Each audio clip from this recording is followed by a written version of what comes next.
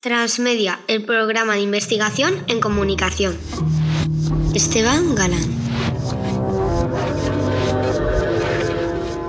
Decía aquel teórico de la comunicación, español afincado en Colombia desde hace más de medio siglo, que me niego a aceptar que la gente que no sabe escribir en América Latina son incultos.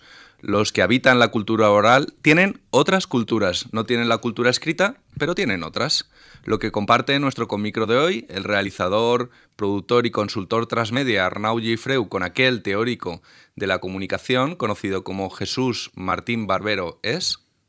¿Qué comparte con el profesor Bueno, Martín comparto Barbero? básicamente la pasión por Colombia, comparto la cultura y comparto una admiración en el sentido de que, bueno, es un gran maestro, también muy amigo de mi papá, y hemos compartido a veces algunos momentos, algunas reuniones, algunas presentaciones en las que él está presente en Barcelona y lo he podido disfrutar. No en Colombia, pero sí en Barcelona. Él está también en Bogotá, ciudad donde yo paso ahora la mayor parte de mi tiempo, y por tanto, bueno, para mí es un gran referente, ¿no, Jesús?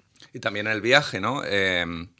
Porque usted, digamos, a una edad temprana, la plataforma Playzeta hace unas fechas nos comentaba la profesora Ana González Neira que iba dirigida a un público joven y que el Televisión Española estimaba que el público joven era por debajo de 45 años. Con lo cual usted es un adolescente. Entonces, usted en su adolescencia, según Televisión Española, pues ha marchado, como hizo el profesor Martín Barbero, a Colombia, y aunque están los dos sitios, sí, hay un paralelismo hecho, también ahí. Sí, claro, el concepto del viaje emotivo, ¿no? Uno encuentra el amor, no sabe dónde, y los dos en su momento encontramos el amor en Colombia, en ese caso, ¿no? Es un país donde hay mujeres muy bellas y muchas cosas muy bellas que se venden como muy negativas, ¿no? Y es un poco el estigma y la imagen que ha quedado del país, ¿no? Un país que se vende por básicamente la narcoguerra, ¿no? La narcodemocracia. Bueno, y sí, es evidente que por desgracia le ha quedado un poco el estigma pero es un país realmente muy biodiverso, es un país con gente muy bonita, muy bella, es un país donde realmente la balanza se equilibra mucho cuando uno lo conoce, ¿no? Y de hecho el lema de Colombia es el riesgo es que te quieras quedar, ¿no? Entonces ya está diciendo mucho de cómo mucha gente percibe el país. Yo me fui también en parte, no me fui, sino me he ido también un poco por necesidad también de una cuestión también familiar, pero sí que es verdad que yo era casi recién nacido, como dicen, porque tenía 25 años, ¿no? Cuando puse un pie en Colombia por primera vez porque conocí a Catalina y toda la historia de amor que se ha desarrollado ahí y la familia y todo lo que hemos generado con ella, ¿no? Realmente. Y ahora digamos que es más español, más catalán, más colombiano. Ahora ya me siento cada vez más colombiano. Sí, realmente ha cogido peso, tengo mi célula de extranjería realmente, tengo visa de residente, trabajo allá también en universidades, o sea, al final vives en dos países que suena muy bonito, pero como digo yo que soy adicto a la realidad es mucho más dura que eso. La realidad es mucho más complicada y mañana mismo tengo un viaje transoceánico para pasar la Navidad ahí. Un ratito de avión. Sí, entonces la realidad son que tienes que mantener 2 pisos, 2 familias, en realidad, una familia aquí, otra allá. Billetes de avión. Sí, pero eso al final, bueno, todo lo que sea dinero se puede generar, pero lo que es más cuestiones de que esta sensación de que me decía también Catalina de que se sentía partida, ¿no? Entre lo que es su madre patria, ¿no? Y España muchos años cuando vino aquí a estudiar, es una sensación que yo no había sentido, que uno hasta que lo pasa no siente, ¿no? Dónde está metido. Y ahora lo siento yo, porque primero ella hizo el viaje de ida hasta España, estuvo 14 años aquí, y ahora soy yo el que voy allá a Colombia para seguir y continuar con la familia. Entonces, de alguna manera, pues sí, ahora siento lo que es estar partido y ya te digo, al final es bonito la cultura, conocer, viajar, sí que es bonito, conocer, tener 2 países, más que nada porque como está todo el mundo hoy, en cualquier momento España o Francia se acaban también y tenemos que irnos a otro país a vivir porque esto está el panorama muy, muy complicado en general.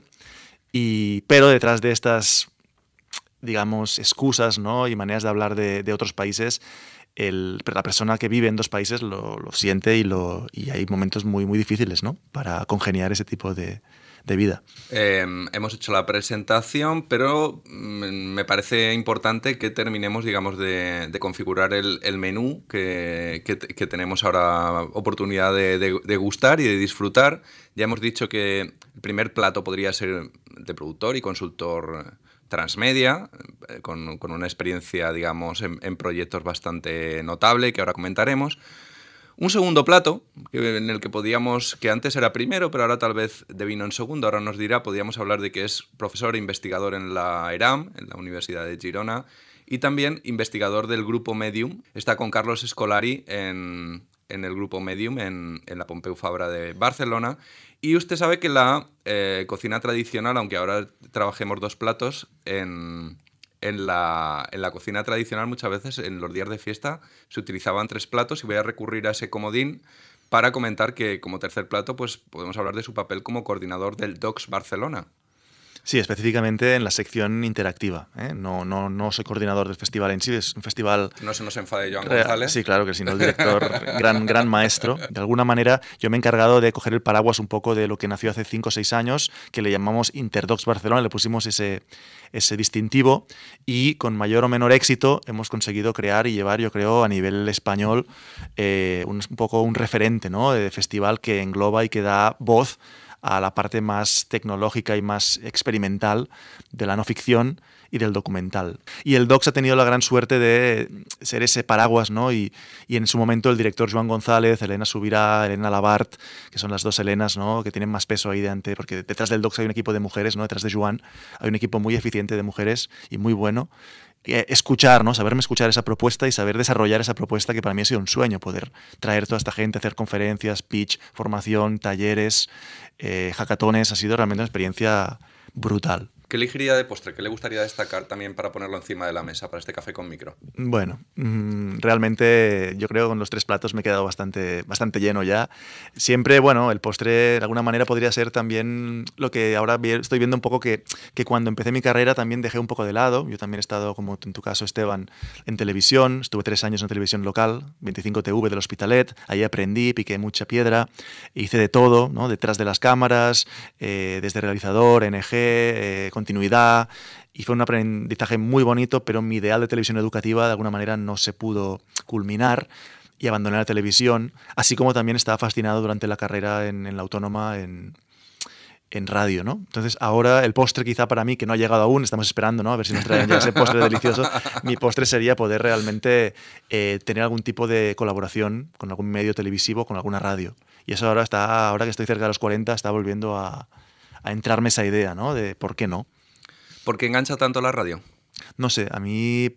Primero porque en la televisión, ya sea detrás o delante, es un formato para mí más complejo aún que la radio, en el sentido de que hay que calcular muchas más cosas. La radio también hay un proceso técnico, pero digamos que la radio te da una libertad detrás del micro, una libertad de la voz, una libertad de, bueno, que ese día a lo mejor no estás mucho para las cámaras o para ni siquiera para detrás de las cámaras, y la radio me da una soltura de poder pensar, decir, incluso a veces si tengo que leer alguna cosa, pues bueno, no dominas bien un tema, pues puedes leer alguna frase, ¿no? En televisión para un presentador, por ejemplo, es más difícil eso, ¿no?, porque tienes más que saberte, o para un actor incluso, ¿no?, el guión de antemano, ¿no? Entonces yo creo que la radio te da una libertad, en cierto modo, editorial también, en el sentido de hablar de cosas, bueno, que ya te digo, no haría un programa quizá como en el sentido de un conductor de radio, quizá no me gustaría esos, porque pues Mónica Terribas, ¿no?, Jordi Basté, que hacen esos programas de 6 horas maratónicos, están muy bien, pero son gente que realmente tiene una capacidad brutal. Pero sí que estaba pensando en algún tipo de colaboración como tertuliano, alguna cosa así, que me implique 1 o 2 días a la semana, hablar de un tema específico que a mí me guste. Y bueno, es una cosa que me está pasando por la cabeza, y como aún no ha llegado el postre, me lo estoy imaginando, ¿no?, al final imaginar es suceder realmente, ¿no? Si tú empiezas a pensar y a desear con intención pura, las cosas al final pasan. Entonces yo creo que el primero es imaginar, planificar, desear, y al final, pues fíjate, ya hace una semana me invitaron a un programa de Jordi Basté, porque yo he sido profesor de videoclips muchos años en Vic, en la Universidad de Vic, y claro, 7 años dando videoclips, pues estaban buscando a alguien que tuviera un poquito de conocimiento en Cataluña de videoclips a nivel más de profesor. Y fíjate que acabamos ahí Liona, que es una directora de videoclips brutal, el Mac Lari, que es un mago, que ya me dirás qué relación tiene, pues es un fanático de Michael Jackson, que se viste en sus shows de magia de Michael Jackson, y yo hablando un poco de la historia de Thriller y esos fantásticos 35 años del primer videoclip cortometraje de la historia. 35 años ya de Thriller. Sí, sí. Y fuimos una tertulia con Jordi Basté de media hora, y ahí es cuando dice, caray, si esto a mí me gusta mucho, ¿no?, que he hecho 20 años fuera de la radio. ¿Sabe qué pasa? Cuando uno imagina, a veces la realidad y la ficción se entremezclan. Y aunque usted trabaje en formatos de no ficción, sí que es verdad que ha tratado una figura como el cyborg, Sí, sí. Que el cibor inicialmente es un personaje, una figura que surge en la ciencia ficción, pero que hoy en día es una realidad y que usted la ha abordado en un proyecto, Sí. junto con, producido por Spill Media. Cuéntenos. Bueno, eso es un proyecto de los... Yo sí cito al final de las cosas que he hecho, siempre cito 3 o 4 referentes que para mí han sido los proyectos más importantes a nivel profesional. Y este, aunque nació de la academia, que es importante decirlo, nació como un proyecto final de grado de la Universidad de Vic, bajo el nombre del chip multicolor. Se convirtió en una spin-off de la universidad, hicimos una empresa, Spill Media, y con 4 exalumnos, con el jefe de las TIC, Raymond de Vic, creamos una productora y nuestro proyecto estrella durante 4 años fue convertimos Chip Multicolor en Cyborg Project, ¿no? Y ahí con Neil Harbison pues intentamos representar lo que era básicamente no sentir los colores, ¿no? Percibir los colores en la vida. Intentamos crear diferentes tipos de gadgets y de proyectos tecnológicos, como un teclado interactivo, 2 aplicaciones, 2 apps, por ejemplo, de lo que hacer sentir al usuario, al espectador, al público, lo que sería vivir con una enfermedad como tiene Neil Harbison, que es la cromatopsia, ¿no? La incapacidad de ver los colores y solamente ver en blanco y negro. Y fue una experiencia realmente brutal y con una financiación muy básica, pero fue un poco realmente mi gran primer proyecto transmedia que partía básicamente de la no ficción, pero que se mezclaba con el mundo artístico, con el mundo experimental, con el mundo de la música, con el mundo de la ficción, y claro, fue un machambrado que a mí me encantó. Después ahí también ha venido después colaboraciones muy importantes con Televisión Española, como Bugarak, ¿no? Cómo sobrevivir al apocalipsis, un transmedia también que también parte de la ficción, pero habla de no ficción también, de ese pueblecito que era el supuesto pueblo donde, según los mayas, se iba a salvar el mundo, ¿no? Y el único sitio que quedaría en el mundo sería el pueblo ese en el norte de Cataluña, entrando en Francia, o Sexo, Maracas y Chihuahuas, ¿no? Sobre la vida de Xavier Cugat, que también fue uno de los hits para mí, proyecto realmente con una financiación no muy notable, pero que realmente le sacamos ahí las castañas al fuego en el sentido de poder producir de una manera muy original, creo. Y quizá estas 3 obras han sido realmente 3 obras que yo siempre cito, ¿no? en mi carrera como productor. No tanto como director, porque yo no las dirigí, sino como productor ejecutivo o como productor transmedia, que ha sido un poquito el rol en que yo me he involucrado más a nivel profesional. ¿Qué es un productor transmedia? Bueno, un productor transmedia realmente es un nombre en construcción, es algo que se está creando, por tanto yo... huyo de definiciones académicas, es una cosa en la que me he quemado mucho intentando definir documental interactivo, discutiéndome con otros sobre qué era, sobre la frase perfecta, y al final yo entiendo que las categorizaciones son muy interesantes para el mundo, para escindir, para dividir, y es muy útil en el mundo académico, en el mundo de la investigación, pero después, claro, a nivel profesional te das cuenta que no encajan, ¿no? Que hay cosas híbridas, pero digamos que a nivel de términos generales, como también describe muy bien Scolari, es un tipo de productor que tiene una vista de pájaro de todo lo que está pasando en el producto transmedia y de alguna manera está como coordinando desde arriba, ¿no? Todos los subequipos que se forman, pero también evidentemente puede meter mano también a nivel económico si entiende un poco de números para ayudar, da consejos al director, porque también entiende de producción en el sentido de cómo dirigir esa pieza o cómo coordinar, ¿no? La coherencia de las diferentes plataformas.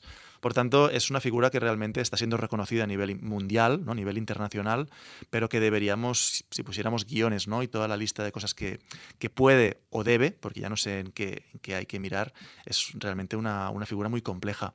A mí, como cuando me hago productor, también me gusta mucho estar al lado del director. Me gusta mucho porque también he dirigido cosas, no tanto en el sentido tan documentales o tal, pero más educativas, más de otro tipo de... Pero sí que también he tenido la suerte de poder dirigir proyectos, Metamental Doc en el sentido con los alumnos de Vic, Coming Doc, por ejemplo. Ahora estamos también con Experiencia Cortázar, seguramente en Argentina, una pieza que ya está producida, pero es muy interesante, transmedia educativo, y estamos negociando si yo me entro no como director, pero sí como productor. Y siempre intentar juntarte un poco con el director, porque... esas 2 figuras son fundamentales y siempre se las ha considerado muy separadas, ¿no? La figura Y el del malo director, era el productor. y el malo es el productor y el que se queda con el marrón también, porque claro, de alguna manera los laureles se los pone el director y el productor se queda con la distribución y con todo. Pero son figuras que en realidad no son tienen que cooperar. Transmedia. Esteban Galán. Estamos disfrutando de un maravilloso café con micro con el productor transmedia e investigador Arnau Gifreu. Ha mencionado el proyecto Experiencia Cortázar. Uh-huh. ¿Nos puede adelantar algo de ese proyecto? De hecho, es un proyecto que ya existe, es un proyecto que se está viendo, se está intentando, porque ahora en Argentina han salido unas ayudas muy interesantes y se puede aplicar a ellas a nivel transmedia, más transmedia educativo, más transmedia para niños, pero se han salido unas ayudas del gobierno en una situación que está Argentina ahora muy, muy mal, pero es un proyecto realmente que lo que quiere es también ayudar a la lectura, ayudar a la historia, entender cómo un autor como Cortázar realmente pensaba de una manera que no era tan, digamos, lineal, sino más arbórea, más interactiva, ¿no? Como Borges, por ejemplo, en esa línea de experimental, provocadora, que es muy interesante. Y Experiencia Cortázar realmente son varias plataformas que están unidas, que tienen cierta coherencia. Hay una página web que se llama Experiencia Cortázar, creo que .com.ar o así, de Argentina. La pueden visitar. Está creada una primera fase del proyecto y ahora se está intentando financiar un segundo nivel.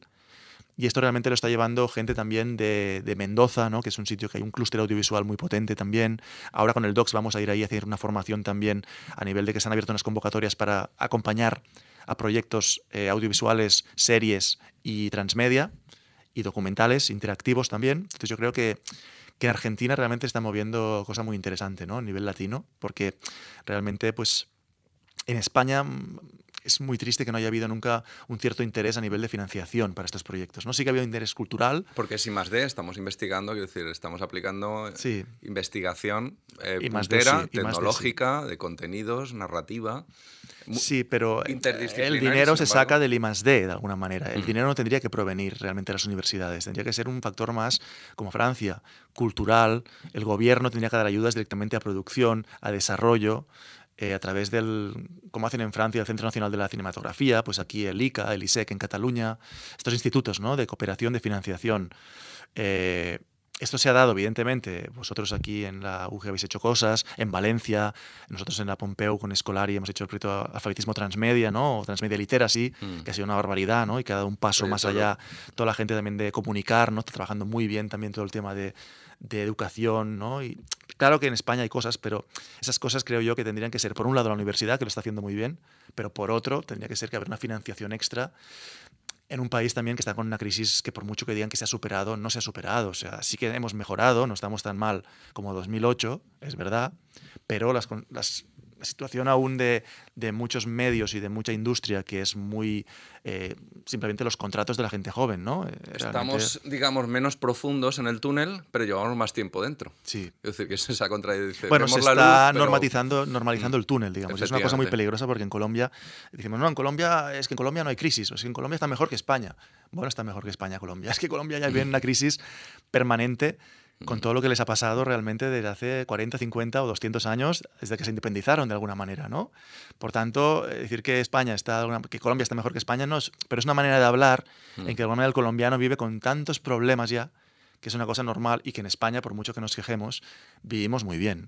O sea, la gente sí que nos quejamos y sí que está muy bien que la gente se queja que no se normalice. Pero que, oye, que aquí tenemos un sol, que aquí tenemos buena comida, que aquí vivimos tranquilos, que aquí hay orden. Digo hay en presente, porque mira que en Francia, que parece también un país, y mira cómo se ha vuelto loco el país con las armillas, ¿no? Con las armillas amarillas y con todo lo que está pasando ahora, y que nunca se había pensado que estos disturbios en un país de alguna manera tan tranquilo como Francia, ¿no? Y dices, ostras, si hace un mes que Macron se le va de las manos esto, ¿no? Y era impensable que realmente pasara esto con el nivel de violencia y de todo y está pasando aquí a 200 kilómetros. Me refiero que nunca digas nunca, ¿no? O sea, estamos en un mundo realmente muy, muy inestable actualmente. Y esa inestabilidad en todos los niveles también llega a la comunicación y también afecta a nuestro mundo. Y la comunicación también está en un momento muy inestable. En un mundo muy inestable, tal vez la no ficción sea más importante que nunca. La no ficción, que sería un gran macrogénero que englobaría pues, desde documental, periodismo, educación, ensayo, museos, libros de cocina, vídeos institucionales, formatos políticos, speech, discursos. Es que es un género enorme, es un paraguas enorme. En el campo interactivo y transmedia, se están haciendo más documentales lineales de no ficción que nunca. En el campo interactivo y transmedia hubo un momento como de expansión muy clara, 2012 lo situaría, pero también ha habido un momento que por falta de financiación, y por varios problemas que tienen sí el campo interactivo y transmedia, problemas que se pueden superar, pero que son ¿y quién financia esto? ¿Y quién está mirando esto? No, y la tecnología que no termina de funcionar bien, no nos engañemos. La preservación digital, ¿no? Es decir, si cae una tecnología y eso ya no funciona y no se puede ver. Entonces, esos 3 o 4 puntos, ¿no? El rol del autor, ¿no? O sea, es economía, ¿no? ¿Quién paga esto? ¿Quién está viendo esto? ¿Quién produce esto? Y ¿esto se va a poder ver en 5 años? Entonces, estas son preguntas que yo en una hora estaba haciendo un capítulo de libro para un libro de Australia que me pidieron una aportación y que me decían, bueno, que sí, muy bien defender el documental interactivo, pero ahora no lo defienda. Ahora díganos por qué este género no está prosperando, no a nivel solamente español, es que yo estoy hablando del nivel español porque aquí no ha habido un duro, literalmente, para esto, por desgracia, y yo soy un fanático de eso, sino que Arte y National Film Board no están produciendo más documental interactivo. Entonces, por algo será este cambio de rumbo, ¿no? Este cambio de... La tecnología dicen que es aquello que todavía no termina de funcionar bien del todo. El documental interactivo sigue teniendo un componente tecnológico. Seguimos cambiando de lenguajes de programación, de aplicaciones, y no termina de funcionar del todo. Es decir, hoy en día tardar 20-30 segundos para cargar un contenido en el mundo online es impensable. Es impensable y es lo que tardan grandes producciones y más. Con lo cual, es decir, no lo estamos haciendo bien.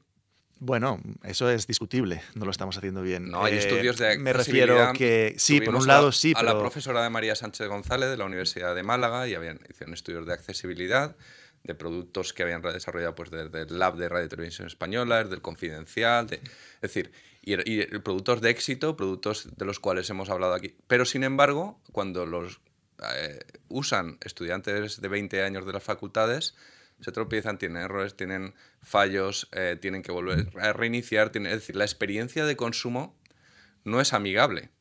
Sí, eso por un lado es cierto. Antes de llegar aquí te diría, para llegar a construir un Rolls Royce de Ferrari hay que hacer muchos 600. Te diría eso primero. Ha habido muchas experiencias, estamos en España, de Arte y National Film Board, que antes del Laboratorio de España, del APRTB, se la han pegado igual que nosotros. Me refiero que sí, pero también hacer un producto interactivo, bueno, fiable y con una buena experiencia de usuario es mucho más complejo que hacer un buen lineal. Porque sí que es cierto que a nivel lineal tenemos una cierta fórmula, sabemos las fases de producción, sabemos los tiempos, sabemos qué funciona, qué no, y a nivel interactivo llevamos 30 años más o menos, mientras que desde los Lumière llevamos 120. Claro, el nivel de prueba y error en 30 años es mucho menor en un producto que es mucho más, yo pondría el adjetivo de sofisticado. Es decir, estamos hablando de algo que tiene una sofisticación que es extrema en el caso del documental interactivo, porque son tantos factores, ¿no? Es como una especie de dominó, que si cae una pieza caen todos, que te limita muchísimo, ¿no? Entonces, si a eso le unimos ese nivel de sofisticación, que no tenemos experiencia aún, no probamos suficiente los productos porque no hay tiempo de prueba y error, como sí que lo tiene en un videojuego, que eso es fundamental, y que en vez de tener 2 millones para hacer un videojuego tenemos 20.000 euros para hacer un producto que no es igual, pero que en muchas cosas tiene cosas parecidas a nivel de que hay que experimentar, probar y programar, tenemos una receta para el fracaso. Sí que estoy de acuerdo en eso, Esteban, sí. Sí, hay una cosa que es que yo aprendí tarde, pero aprendí que es que cosas a coste cero tienden a resultado cero, es decir, el presupuesto es un multiplicador del proyecto. Si tu presupuesto es cero o tiende a ello, vas a multiplicar por cero el resultado del proyecto, y es algo que de manera bien intencionada estamos haciendo en ese ámbito, sin duda. Estamos intentando producir con 10.000 euros cosas que deberían de costar 1 millón de euros. Y entonces, pues en algún momento se ven las grietas. O 100.000. O 100.000. No 1 millón. En no ficción los presupuestos nunca llegan a tanto. Ojalá. Seríamos todos ricos y estaríamos ahora haciendo esta entrevista desde Bora Bora, en la Polinesia, ¿no? Pero no, tenemos que estar en Castellón, tenemos que estar en Barcelona, que son lugares muy bonitos, pero que no nos hemos hecho realmente como los brokers o como los grandes de startups de Silicon Valley, que tenemos nuestra casa tal. No, me refería en formato seriador, no en productos únicos. Es decir, claro, si haces 10 documentales interactivos o 10 no sé qué, pues llegar a 1 millón. Pero normalmente siempre acostumbras a hacer más un solo producto en el documental interactivo. Realmente el Do Not Track, que fue como para mí la última gran pieza hasta la fecha de documental interactivo de serie web de no ficción interactiva, costó 1 millón aproximadamente, porque eran como 8 capítulos y sí, es verdad, en ese sentido, si sumas, que es el formato que ahora mismo está viendo la gente que tira para adelante, ¿no? La serie web realmente está mucho más en boga. De alguna manera también lo que está pasando, yo creo, es que todos son modas y la moda de lo inmersivo que ya había aparecido en los 80 con Lanier, con la gente, no estamos reinventando la rueda, ya existe la parte inmersiva, pero ahora la tecnología y la gran inversión de Facebook y otras empresas ha permitido dar un salto a nivel inmersivo, sí que es cierto, aunque aún no hay muchas historias, pero cada vez las hay más.